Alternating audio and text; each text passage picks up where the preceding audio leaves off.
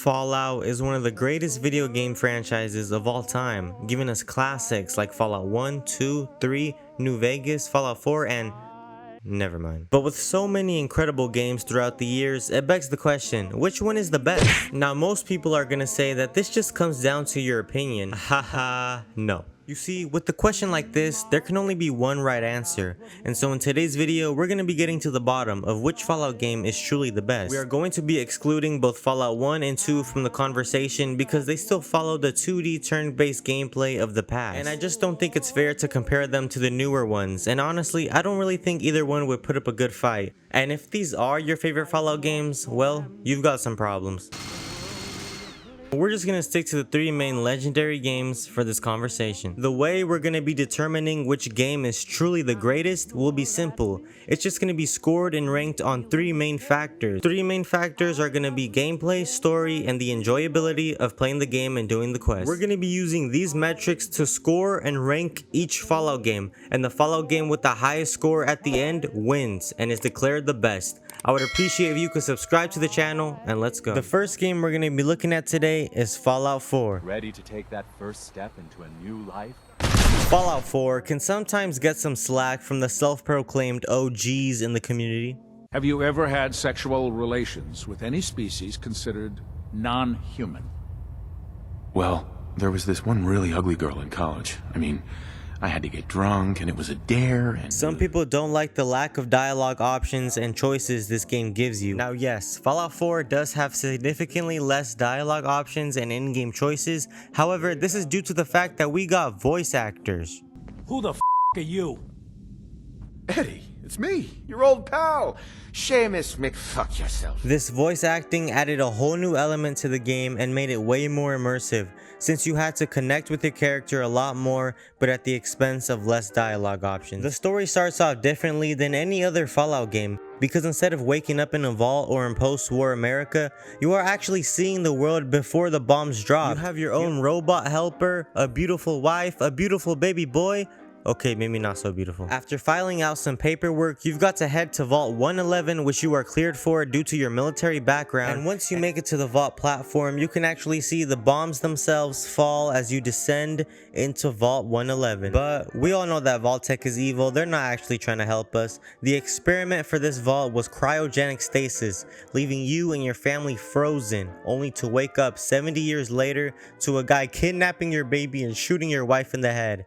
Damn, man. After many years later, you wake up once again and escape your little pod to find that you are the only one alive in the vault. And after escaping, you go on a series of quests and meet multiple people throughout your travels to try to find the man that killed your wife and kidnapped your son. And once you find the son of a bleep of a man, you can deal with him in any way you want, which includes sex. Okay, never mind. Take a robot part from his brain, go through his memories somehow, and try to find clues of where your son might be. Get with one of the main factions of the game, have them inspect the chip and analyze it, build a teleporter with your bare hands, and get to the Institute to finally reunite with your son, who is like 4 years older than you, and he's dying. He wants to make you the new leader of the Institute, and you can either accept his offer and continue, or just raid the place and kill everybody inside, let your son die, blow it the hell up, boom, the end. It's a pretty crazy story, but I mean, some of it feels a bit off, and like they took some shortcuts in some areas.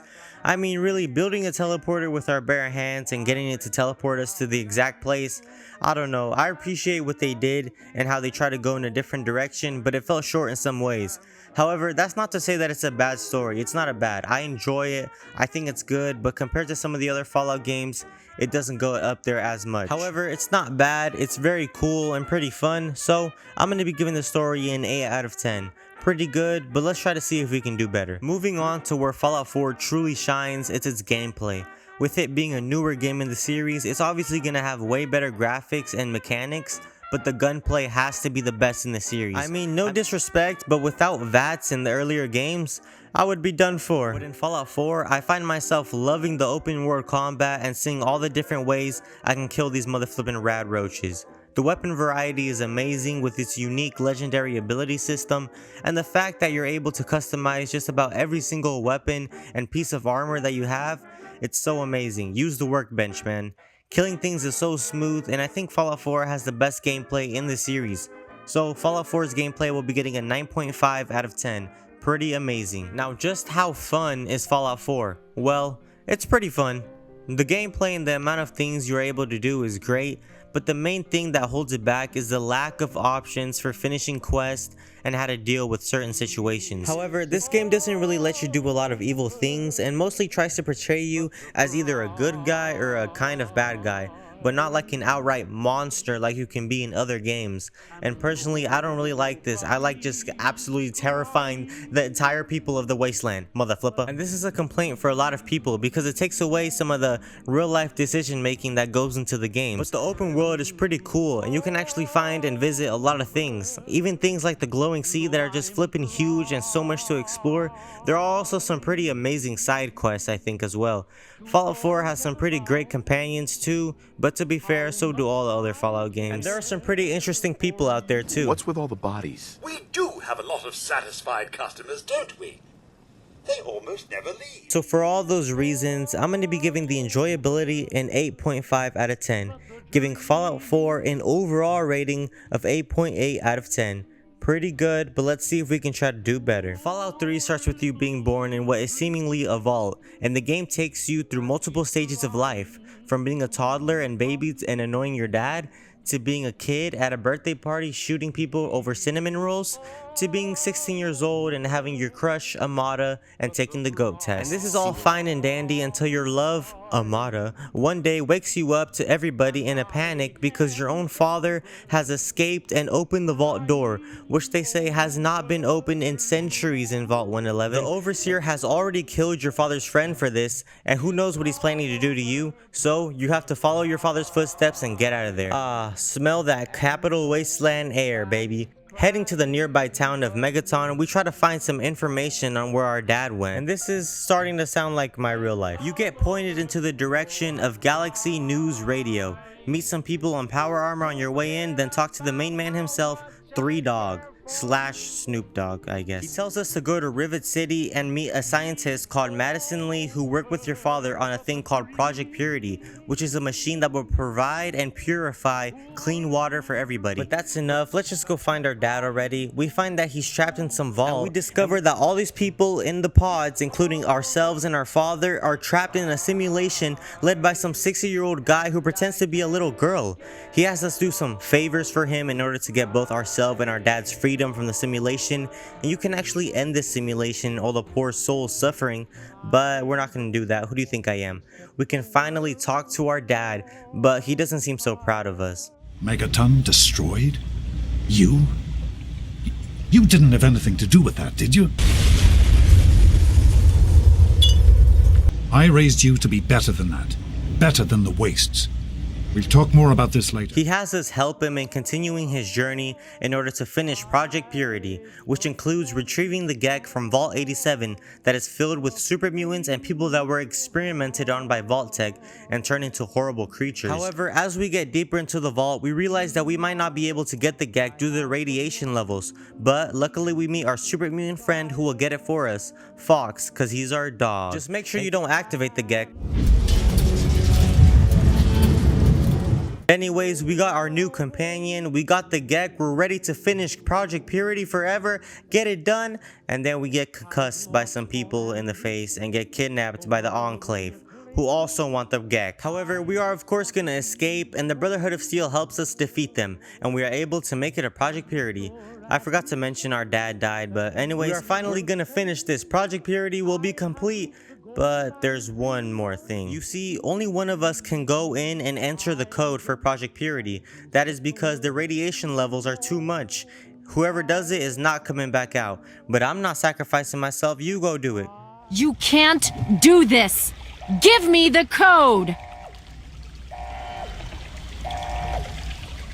With that, the story is complete and we finished the game of Fallout 3. Wow, I believe this is a better story than Fallout 4 just because I feel like it's a little more believable and interesting. The factions in the game feel a lot more fleshed out and cool. So overall, Fallout 3 story is pretty good, and it's going to be getting a 9.5 out of 10. But now we're going to be moving on to Fallout 3's gameplay. Most of the early game, you're going to be using a lot of the same weapons as you progress, which can get a little repetitive, but as the guns themselves are pretty nice and fun to use, they also have a lot of personality and great sound effects. But with it being a slightly older game, you are going to have a harder time hitting your shots. Hit your shots, kid! What are you doing? You can't aim down your iron sights in this game, and the spread on the guns is just too much. You can shoot a guy right in the face and nothing happens. Or maybe that's just me. The graphics are of course going to be a bit worse, but they actually aren't too bad for the time period. And not to mention, Fallout 3 plays amazing on the Xbox Series X with the 60 FPS and advanced graphics. It's great. Combat is fun, and there's always something different every time you kill somebody. So overall, Fallout 3's gameplay is going to be getting a bad rating. A bad rating of an 8.5 out of 10. Is Fallout 3 fun? Yes. Fallout 3's quests are always going to have so many ways you can complete them, and every choice you make, you're able to be either a saint or an outright evil monster. The quests are also always something different and fun, as well as perhaps the most unique we've ever seen. Now, I will say that free roaming can be a little bit bland at times because it's just a lot of gray buildings and you can't really enter some of them. But overall, the quests are some of the most interesting and best I've ever played. The environment and atmosphere is incredible, although a little gray at times.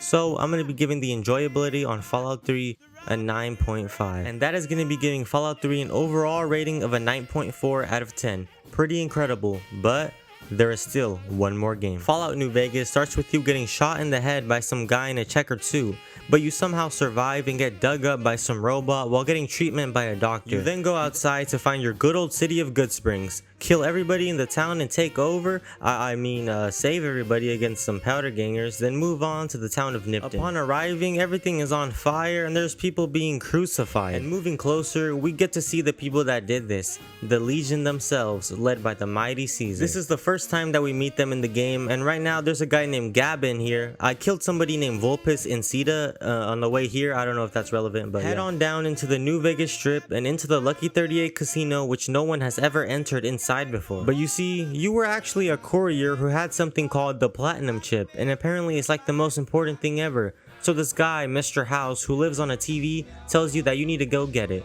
Well, alright. We also meet the New California Republic / NCR, meet some alien friends, and then find the guy that shot us at the start. Have your way with him in any way you want, then continue the mission.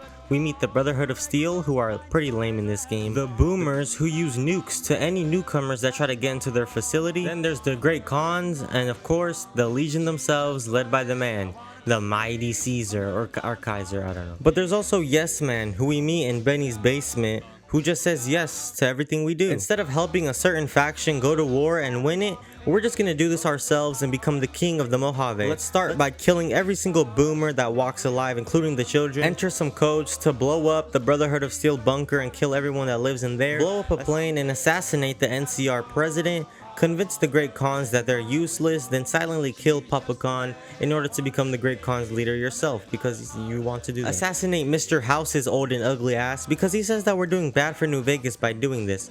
Shut up, Mr. House, no one cares. And finally, give Benny a show and kill Caesar right in front of him with our bare hands. Okay, maybe I used a minigun, whatever, same thing. Then finish him off too, because there's no witnesses and no one gets to live. But in the end, it's Yes Man himself to come congratulate us.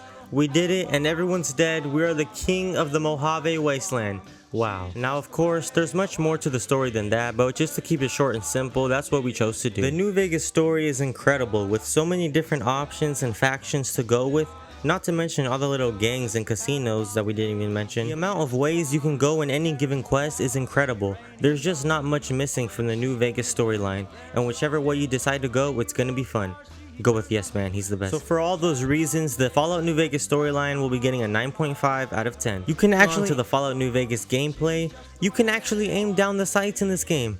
Wow. But the guns themselves are super unique and fun to use. It may feel a bit clunky at times, but shooting things is fun, and all the different ways you can get by in some areas without using weapons is amazing. Again, the weapon variety is awesome, but this isn't the greatest gameplay you ever play. However, it is solid, so it's going to be getting an 8.5 out of 10 for the gameplay. It's pretty good, but not outstanding. Enjoyability of Fallout New Vegas can be in question at some points in the game, and this is because the color of the desert and the creatures inside of it, as well as the atmosphere and all that, I just don't much like it. I believe that the quests for the most part are fun and interesting, however there are some fetch quests and some pretty boring ones.